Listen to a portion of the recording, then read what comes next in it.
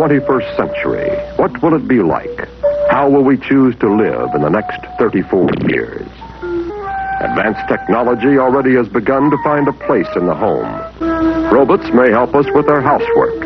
It's all possible in the home of the 21st century.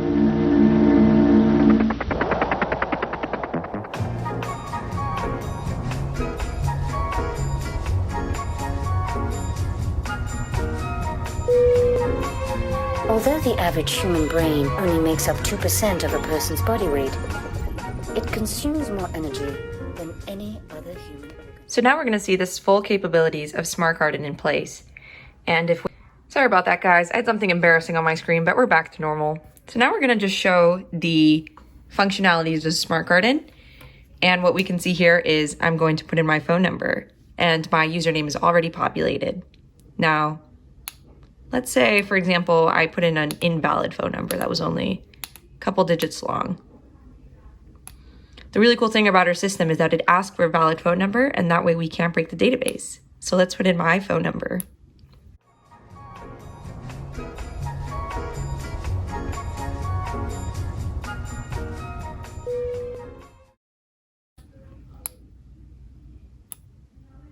Nice, so let's confirm my info. And I'm going to create a new plant. Yes, this is not Lucky, the famous bamboo plant. This is someone else named Chance or Chance. And so what we're going to do is add Chance to the system and let's try it out. And by the way, I chose the word chance or chance in French because it means luck in French. So a little nod to our little test user Lucky that's back home in Cambridge. So now we're going to say the type of plant Chance is in order to add him to the system. Bamboo.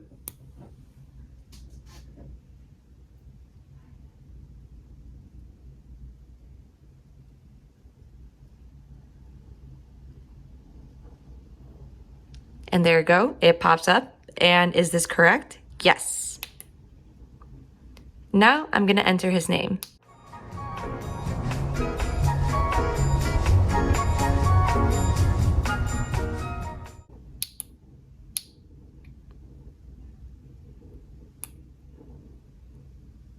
And now I'm going to confirm, but yeah, he's a bamboo plant. His name is Chance. His ideal temperature is around 75 degrees Fahrenheit. He wants to receive bright and direct light, and his ideal soil moisture is at almost 100% or 1, and that's because he needs to live in water. And now what we can do is check whether he's actually in our system. And there he is as an old plant. We can also select our famous Lucky if we wanted to, but we're going to just collect data for Chance. And something really cool is that we can either leave the ESP32 running just like this, or if I really wanted to, I could collect data right now. And we can see how very incrementally different data points change, but otherwise stays the same. The computer is an invaluable tool for processing these millions of bits of information in accurate, fast, and economical fashion, in accordance with rules and instructions provided by the human program. So a really cool part about Smart Garden is its web functionality and how we can see a plant as a dashboard, including the current light, temperature, and soil moisture conditions. And we can also check in on how well we've been actually taking care of our plant. So clearly I have a place for him that's a little too sunny right now. The temperature is sometimes a little too high and his soil moisture is okay. And these are just different issues about living in Miami. But let's say I wanted to check in on one of my other plants. There we go. This is some of Lucky's data. We can see that we were testing his light capabilities and the light capabilities of the Smart Garden here, as well as the soil moisture capabilities here. Another cool functionality about the web app is that we can actually set our text notification settings using our settings page here. And so what this lets us do is choose when we actually want to receive text messages and what do we want to receive those text messages about. So I might say that I want to receive all kinds of text messages to make sure that I take care of my plant properly. And I can say, okay, send me a text message from 9 a.m. to 11 p.m. and I can save these changes. So now that I've saved these changes, I'm going to take my soil moisture sensor out of the water to just show how now that I am going to mess with the moisture of my plant, I should be getting a moisture message. So I've collected this new data and there we go. Warning, please water your plant, and it lets me know what kind of light it's in. To be a little more specific, this is the warning. So please water your plant, and we can see that our plant is in medium light. So we want to move it to bright indirect light.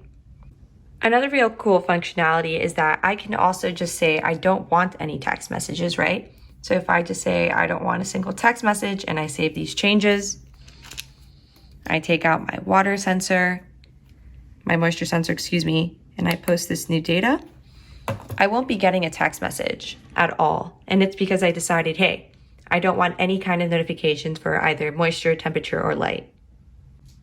But let's say I did want a light notification. Then I could press light and send this new data. Means that when I post again, right here, I should only be getting a text message about the changing the light.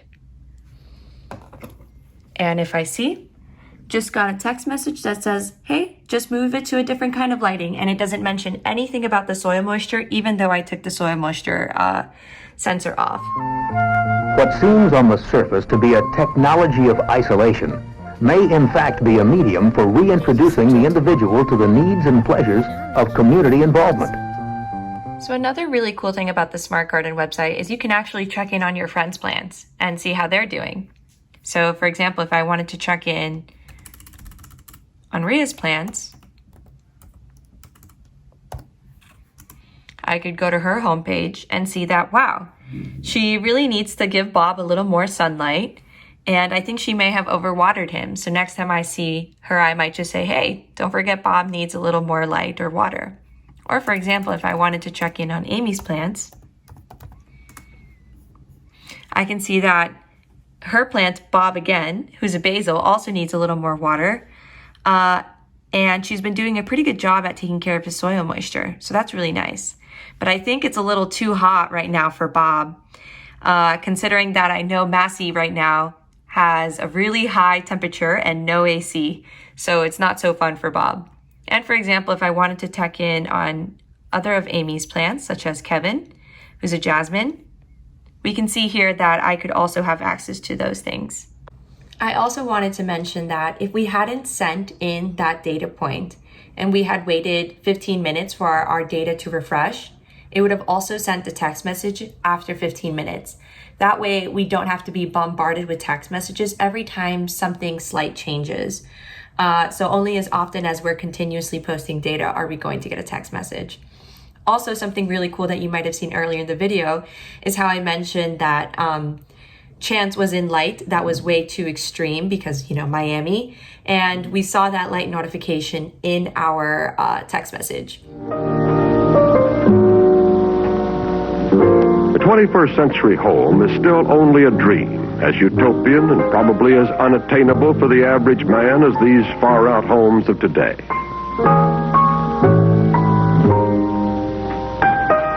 But machines don't make a home, people do. A home, as Winston Churchill once observed, is more than just a living unit. It will take decisions that go beyond technology, decisions about the quality of the life to lead, to answer the question, how will we live in the 21st century?